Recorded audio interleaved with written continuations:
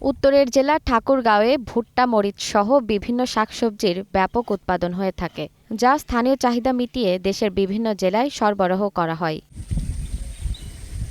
গত ২৫ এপ্রিল থেকে এক সপ্তাহের ঝড় বৃষ্টিতে বিপর্যস্ত হয়ে পড়ে জেলার কৃষিখাত। ৫টি উপজেলায় অধিকাংশ ভুট্টা আবাদ নষ্ট হয়ে গেছে।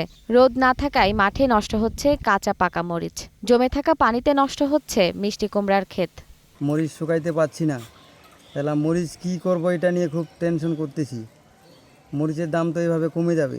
প্রায় ৫-৭ দিন থেকে আবহাওয়া খুব খারাপ, মরিচগুলো নষ্ট হয়ে যাচ্ছে। মনে করেন যে রোদ নাই, মরিচগুলো কালো হয়ে যাচ্ছে। স্যাঁতসেঁতে আবহাওয়ায় বেড়েছে পোকামাকড়ের আক্রমণ, এতে করে শাকসবজির ক্ষতি আরও বাড়ছে। ঝড়ের কারণে পোকামাকড় অত্যাচার খুব, পাটা খাবলাচা মরিচ পোকা খুব ঝরে পড়ে আছে, পচন লাগছে। ঘূর্ণিঝড়ে সব ভুট্টা একদম মাটি শুধা দিচ্ছে। কী যে হবে এবার, আকাশের অবস্থা তো ভালো নয়। কৃষি সম্প্রসারণ অধিদপ্তর বলছে, বৈরী আবহাওয়ার কারণে মাঠ ফসলের ব্যাপক ক্ষতি হয়েছে।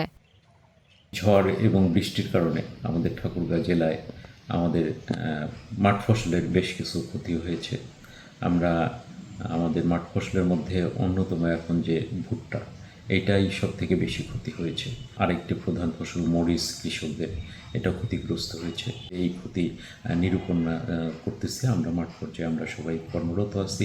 বৈরী আবহাওয়া দীর্ঘায়িত হলে ক্ষতির পরিমাণ আরও বাড়বে বলে জানান ঠাকুরগাঁওয়ের কৃষকরা। জেরিন জামান, গ্রিন নিউজ ডেস্ক।